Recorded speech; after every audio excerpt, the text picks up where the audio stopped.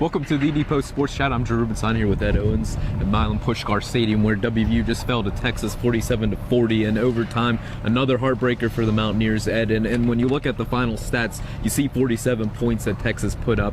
You think it was a horrible day for WVU's defense, but that's not entirely true. No, it's really not. WVU's defense was constantly being put in bad situations today. WVU's offense, 4 turnovers, led to Texas's first 16 points of the game. They really were putting the defense in bad spots, and I think you got to give the defense a lot of credit for keeping it as close as they did, especially early on.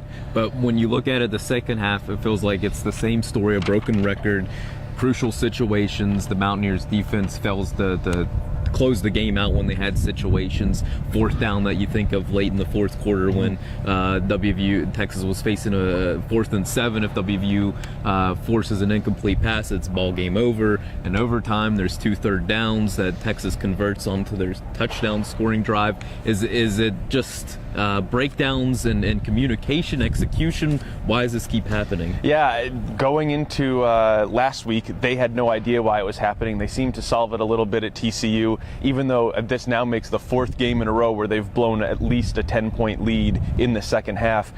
They seemed to figure it out last week a little bit and were able to hold on tonight. They just weren't able to do it. They allowed one third down conversion in the first half, 9 in the second half for Texas, which is just a horrible number right there.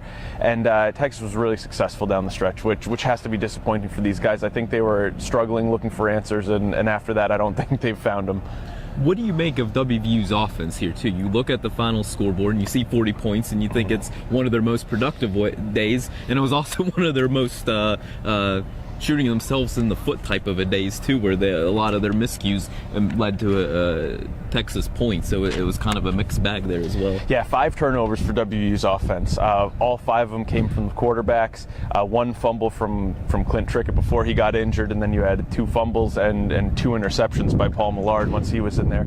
So the quarterbacks were really struggling with the pressure, or the offensive line was struggling with the pressure. The quarterbacks were paying the price for it against Texas today. But yeah, I think WVU's offense really just had a hard time getting things going, especially early on. It seemed like they settled into a groove a little bit. Once Millard got comfortable, he seemed to open things up a little bit. Had that one really long pass to Mario Alford, 72 yards. It's the longest of the season for them. So they did show signs. They showed what they could do, but then there's also some of those maddening times where they go out there late in the game. They really could have iced this one, and by running out the clock and really put the screws to Texas, they weren't able to stay on the field, and Texas came back.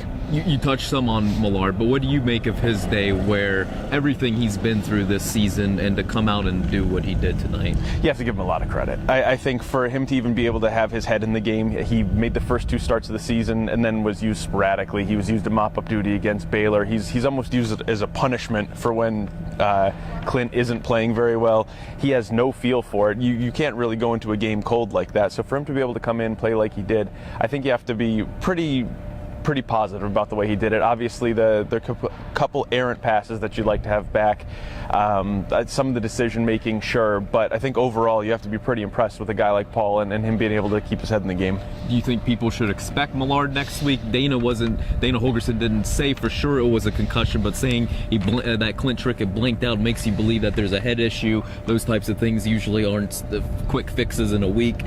Should folks expect Paul Millard next week? Yeah, I'm not a doctor, obviously, and we can only go by what Dana said, but when Doug Rigg got his concussions, they did try to bring him back quickly, and he obviously had so many problems that they had to shelf him for the season. So maybe they've learned from that. Maybe they're going to be a little more cautious with it. We don't know. I think based on today's performance, Dana would probably like to get Clint back out there as quick as possible and try to give him another shot heading into these last 2 games of the season, but I think it's just going to be one of those wait-and-see situations. Last one for you. Can WVU bounce back quickly? Such a heartbreaking loss to a historic program like Texas. Is this the end of the road, or how do you look at it with these final 2 games here? Yeah, they can absolutely bounce back quickly, and schedule is got a lot to do with that. They're going to be playing the 2 worst teams in the conference coming up. They've got Iowa State and they've got Kansas, who between them has 1 conference victory at this point in the season. I think it's really a good opportunity for WVU to kind of come back, build their confidence up, win 2 games, then they can head into a bowl game. I think one of the things that you and I have been talking about is finishing the season strong. This is not the end of the world for them. Sure, it's a disappointing result today, but I think a lot of people went into this game chalking this up as a loss anyways. Texas was undefeated in conference play. So to be able to come out with a loss where they showed improvement and head into these final 2, hopefully 3 games, I think they can really do a lot to build momentum heading into next year. All right, very good. Appreciate it, Ed. And please continue to check VDPost.com for all the latest on the Mountaineers. Thanks for watching.